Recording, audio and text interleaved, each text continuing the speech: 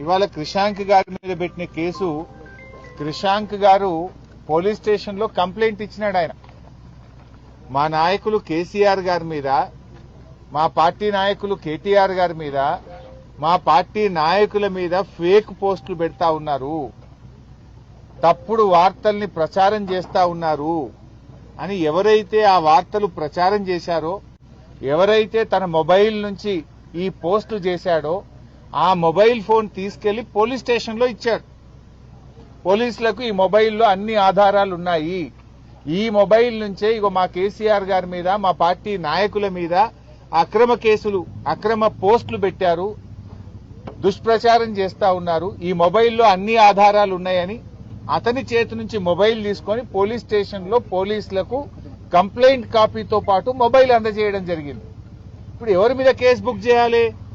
ఎవరైతే బీఆర్ఎస్ నాయకుల మీద ఫేక్ పోస్టులు పెట్టినారో, తప్పుడు పోస్టింగ్లు పెట్టి తప్పుడు వార్తలు రాసినారో వాళ్ళ మీద కేసు పెట్టలే.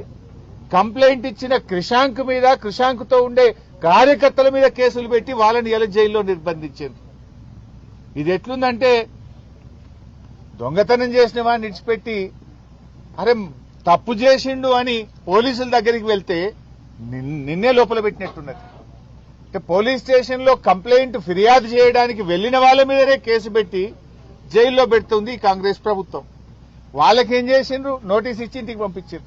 ఎవడైతే ఫేక్ పోస్టులు పెట్టిండో, ఎవడైతే బీఆర్ఎస్ నాయకుల మీద, తెలంగాణ తొలి ముఖ్యమంత్రి, తెలంగాణ సాధకులు కేసీఆర్ గారి మీద కేసు పెడితే, తప్పుడు పోస్టులు పెడితే వాళ్ళకి నోటీస్ ఇచ్చి పంపుతారు. మా పార్టీ నాయకుడి మీద, మాజీ ముఖ్యమంత్రి మీద దొంగ పోస్టులు పెట్టిండ్రు, తప్పుడు ప్రచారం చేస్తున్నారని కంప్లైంట్ ఇచ్చిన వాళ్ళనేమో జైల్లో పెడుతున్నారు. ఇది ఎక్కడి పాలన అని అడుగుతా ఉన్నా. ఇది ప్రజాస్వామ్యమా అని నేను అడుగుతా ఉన్నా రేవంత్ రెడ్డిని.